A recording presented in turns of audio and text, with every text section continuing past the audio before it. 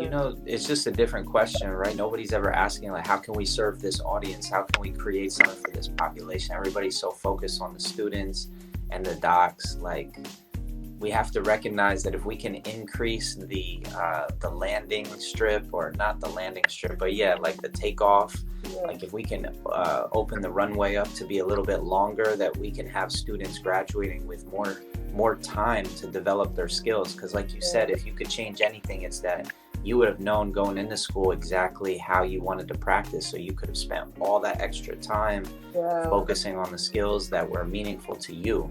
You know, not to say that any of it was wasted, but there was probably a lot of wasted time. Like, it was a learning curve for sure, and just like going back and forth, you know, it would have just been so much easier if I just would have known, like, because I'm a very analytical person, and so like everything that we learned in school, if I couldn't break the philosophy down like in here, then I just be like, all right, I just can't do this right now.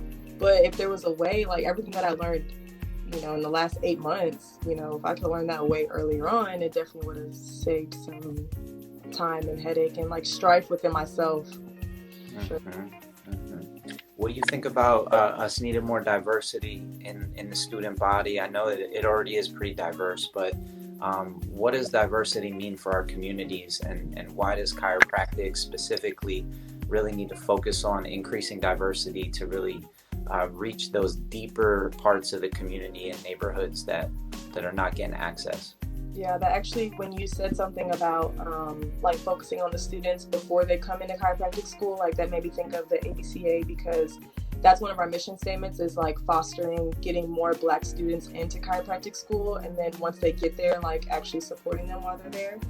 And I mean, just like every other profession, especially healthcare profession, it's usually founded on being a white male. And so, you know, medical, we're starting to see like more diversity, even chiropractic, more diversity, but there's always a need for more, because, you know, you talk about however many percentage of people are under chiropractic care, you go to the Black community and it's going to be a less percentage of that, you know, usually.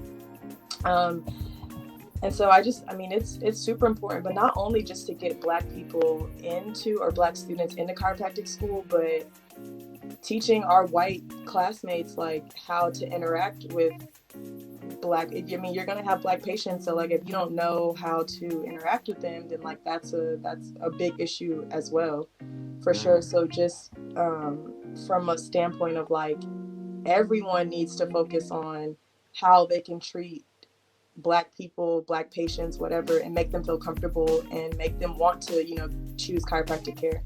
But we definitely, I mean, chiropractic needs, it's getting better. I mean, I can probably say just from the last, I mean, I've been in school for 3.5 years, so I think that it's definitely increased just from then. And we're doing a lot with SAPCA and the ABCA, so I think that, I mean, we're definitely on the right track. But like I said, the more visibility that we have, the more that we graduate Black doctors, and just females in general, because females is also, you want to talk about diversity, like this is a male-dominated profession.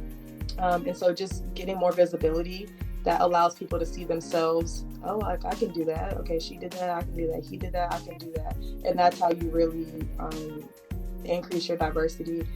But then also focusing on like when you get the students there, if you get the Black students in and then you don't have any means to support them while they're there, like you're not creating a sustainable like model, basically.